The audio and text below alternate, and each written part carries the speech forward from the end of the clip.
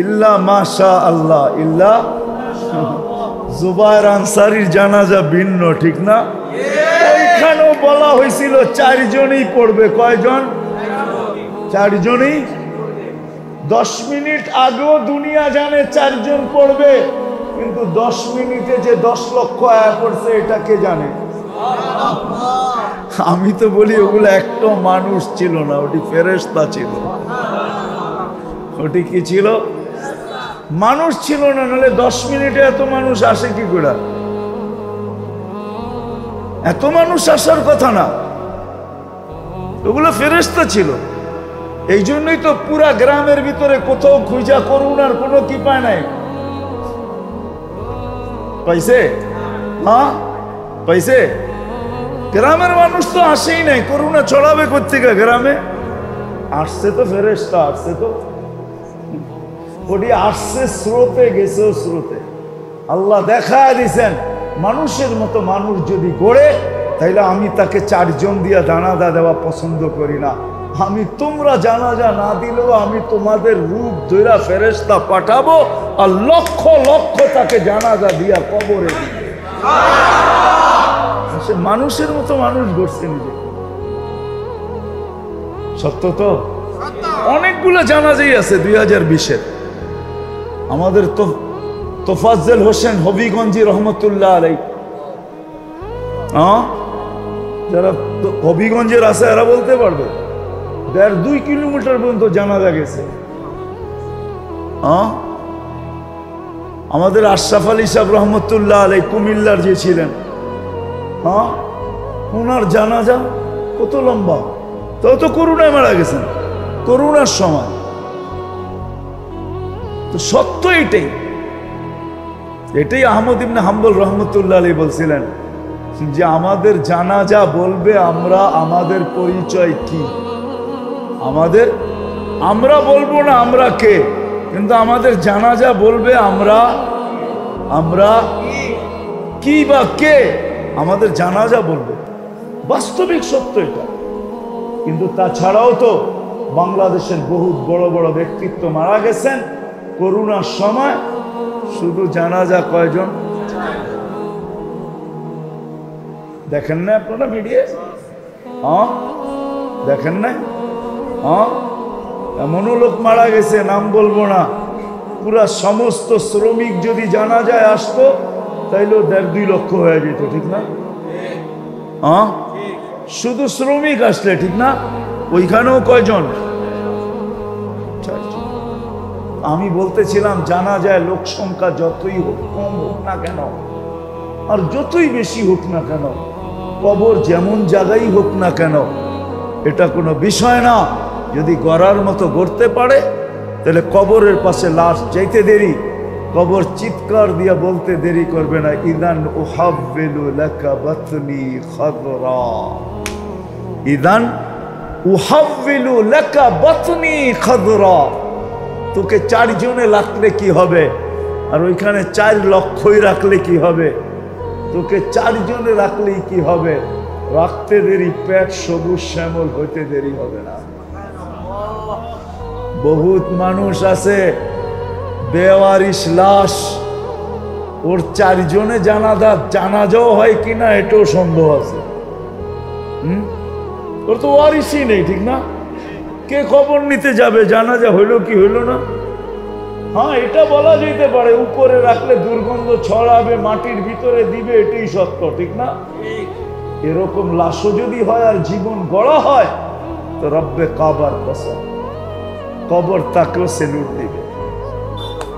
দুনিয়ার যত পেশার লোক আছে সবার প্রয়োজন না, কিন্তু একটা উদাহরণ দিয়া বুঝাইতেছি আপনাদেরকে, উদাহরণ দিয়া।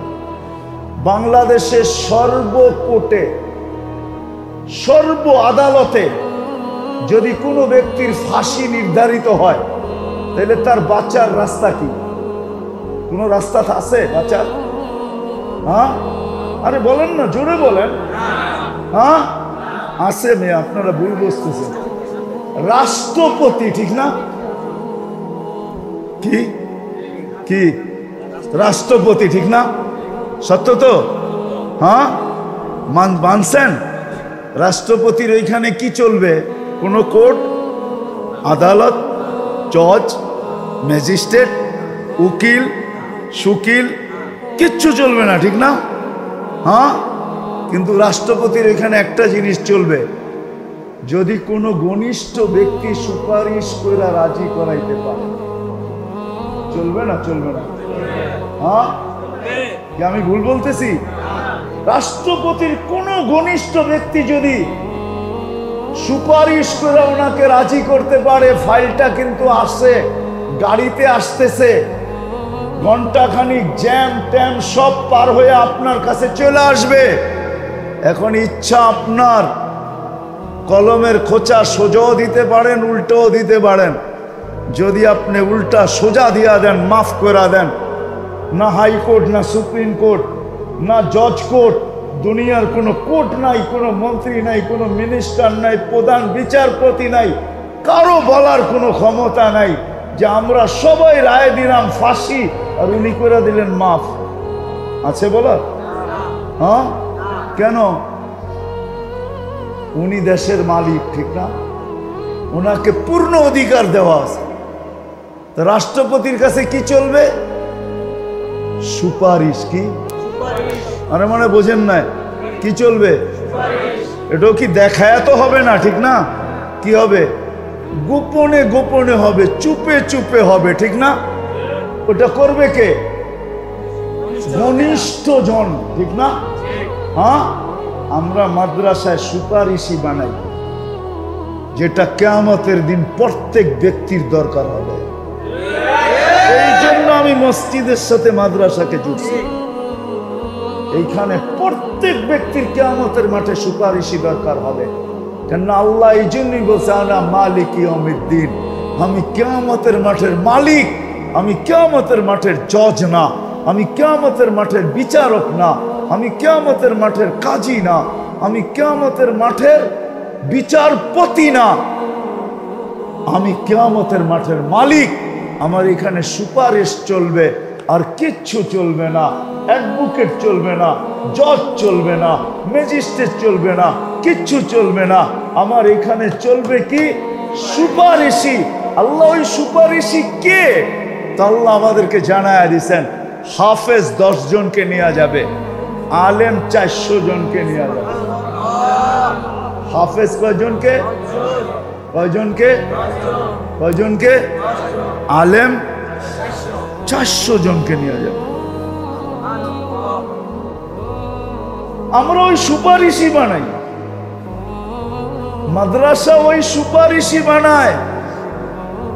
আর আমাদের বাংলাদেশে এরকম কোন ফ্যামিলি খুব কমই আছে, হাতের করে গোনা হবে, যার পরিবারে মা বাবা সহ 10 জন সদস্য, ভাই বোন মা বাবা সহ 10 জন সদস্য, এরকম ফ্যামিলি আমাদের দেশে খুব কম আছে। কি আপনার ঘরে কয়জন? 5 জন। আপনার ঘরে 6 জন।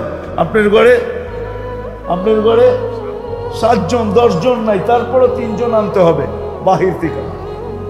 10 জন, তো সে একজন, সে একা, তাহলে 9 জন। এইখানে একজনের শর্ট আছে। আর আলেম 400 জন। এই জন্য আমি মসজিদের সাথে মাদ্রাসাকে অ্যাড করলাম।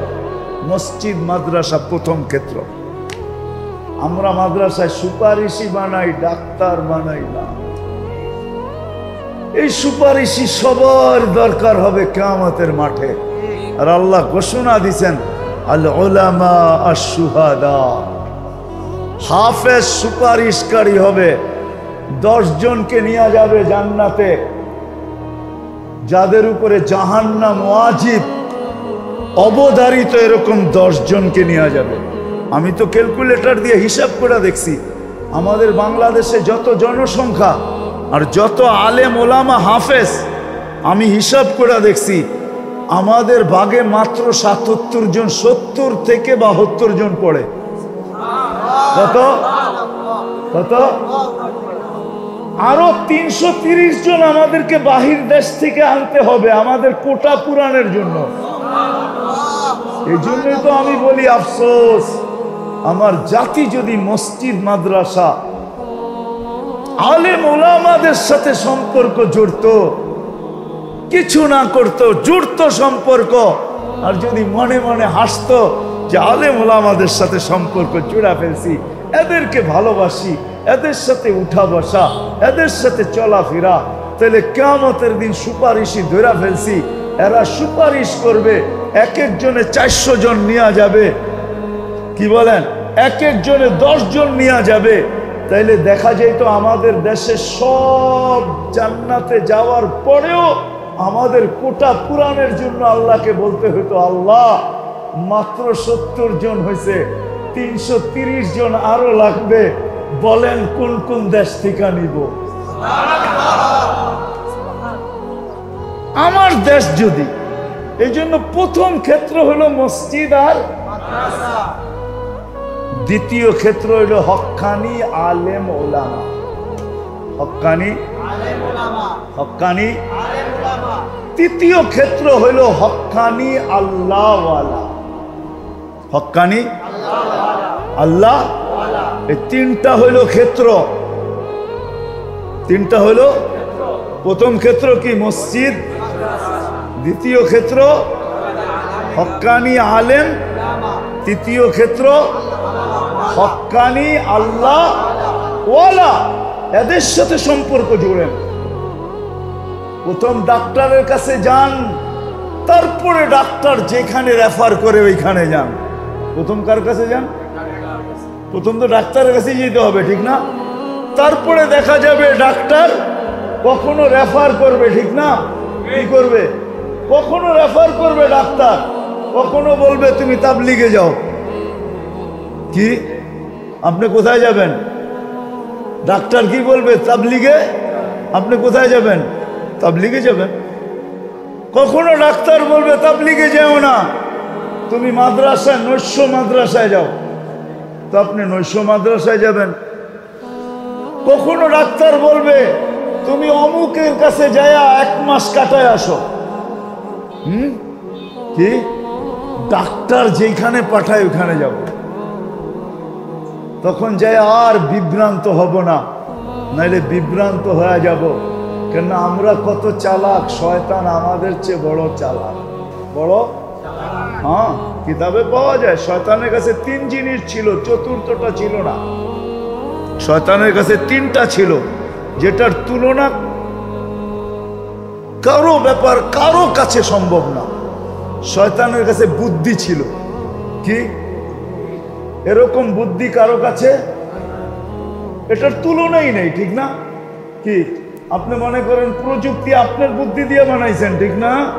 হ্যাঁ, শয়তানের কোনো হাত নাই এটার ভিতরে। ও এর চেয়ে বড় বুদ্ধি দিয়ে প্রযুক্তি বানায় ছেড়া দিছে। বুদ্ধি ছিল, বিদ্যা ছিল, ইবাদত ছিল। কয়টা ছিল? বুদ্ধি, বিদ্যা, ইবাদত। কতদিনের ছিল জানেন? 1,85,000 বৎসরের ইবাদত ছিল এর কাছে। করতে করতে করতে করতে 60টা PhD ডিগ্রি লাভ করছে। কয়টা? প্রথম আকাশে একে ডাকা হইতো আবেদ, দ্বিতীয় আকাশে ডাকা হইতো জাহেদ, তৃতীয় আকাশে ডাকা হইতো আরেফ, চতুর্থ আকাশে ডাকা হইতো তকি, পঞ্চম আকাশে ডাকা হইতো ওলি, ষষ্ঠ আকাশে ডাকা হইতো খাজেন, সপ্তম আকাশে ডাকা হইতো আজাজিল। 7 আকাশে 7টা উপাধি ছিল, কিন্তু ওর কাছে একটা জিনিস ছিল না, ওইটা ছিল না এশক, ছিল না এশক। কি কি এশক বোঝেন? মোহাব্বত ছিল না, অগাধ মোহাব্বত ছিল না, এশক ছিল। এশক যদি থাকতো, যখন অগাধ মোহাব্বত হয় তো দামও দেখে না, কোয়ালিটিও দেখে না। দামও দেখে না, কোয়ালিটিও। মাসের শেষে যখন বেতন পাইছে তো রাস্তা দিয়ে হাঁটতে হাঁটতে দেখতেছে এইখানেও মনে হয় দোকানপাট মাসের শেষেই ভালো লাগে, ঠিক না? হ্যাঁ, তো রাস্তার পাশে দেখে একটা বলতেছে এটা ভালোই তো লাগতেছে, কিন্তু দেখা যাবে এটা কোনো ব্র্যান্ডের না, ঠিক না? তো যে যার সাথে আসতেছে মাত্র বেতন পাইছে, ওকে লও। ও হাতে ধরে বলছে এটা কোনো ব্র্যান্ডের না, না জিনিসটা দেখতে ভালো লাগতেছে, লও। মনে হয় বুঝাইতে পারি নাই। কি বুড়ারা না বুঝলো, কিন্তু যুবকরা বুঝে ফেলছে আমি কি বুঝাইতে চাইছি। কি কয়, লো তুমি পছন্দ করছো, ব্র্যান্ডের হোক আর না হোক, পছন্দ দিয়া কথা, ঠিক না? লো তো কিনা দিয়া দিছে, ঠিক না? কি মনে হয় বোঝেন নাই? এত ফ্যাক্টরি, তারপরেও বোঝেন না আমার কথা? হ্যাঁ। আবার অনেক সময় দেখা যায় ঘুরতে গেছে, ব্র্যান্ডের দোকানে ঢুকে গেছে, এখন একটা পছন্দ হয়েছে, কিন্তু দাম অনেক, ঠিক না?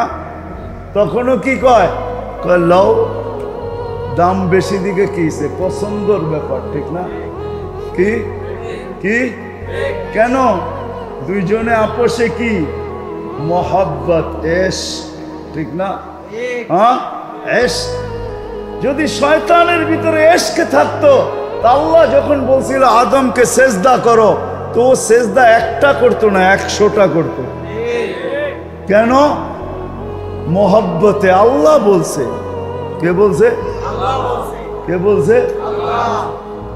কোয়ালিটি দেখে তো লাভ নাই, আমার পছন্দ করছে বইলা কি বুঝাইতে পারি নাই, পছন্দ করছে বইলা কথা।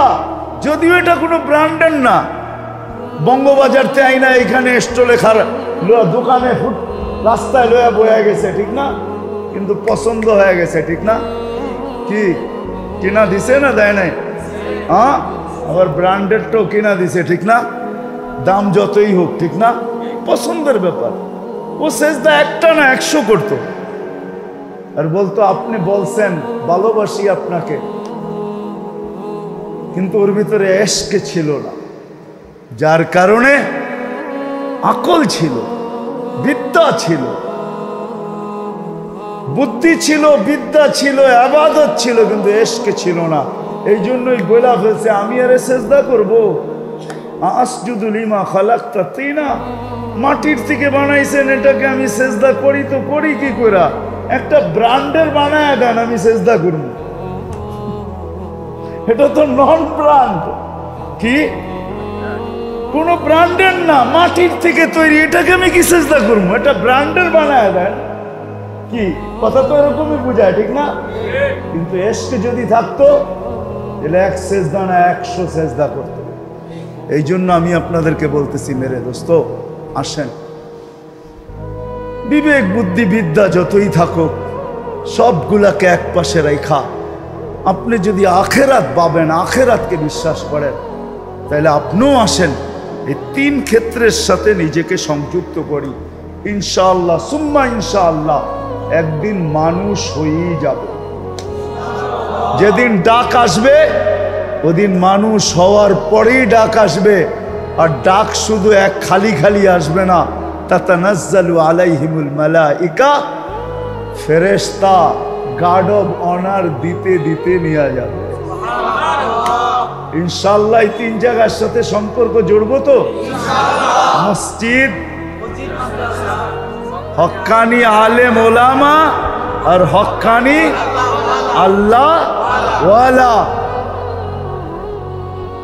হক্কানি আল্লাহ ওয়ালা, আলেম ওলামা আল্লাহ ওয়ালা কেন বলছি, এটারও আমি কারণ দেখায় দিতেছি।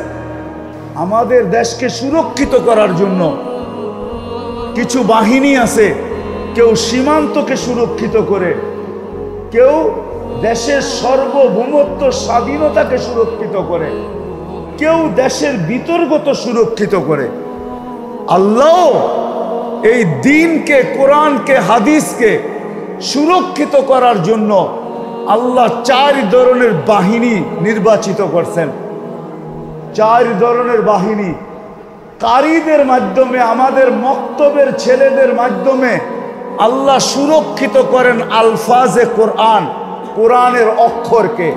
এই জন্য আমাদের নুরানি ছেলেদের সামনে কেউ অক্ষর ভুল পড়া যেতে পারবেন না। অক্ষর ভুল পড়বেন, সাথে সাথে ও লোকমা দিবে। হয় নাই? আপনি বাড়ি গেলে জিজ্ঞেস করেন আপনার ছেলেকে, বাবা শুনতো আমার আরবি অক্ষরগুলা, আলিফ বা তা সা জিম হা খা শুনতো?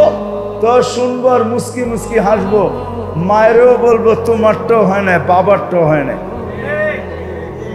কেন ওর দ্বারা আল্লাহ অক্ষর সুরক্ষিত করছে। ও আল্লাহ সৈনিক, এক স্টার লেগে গেছে এখানে।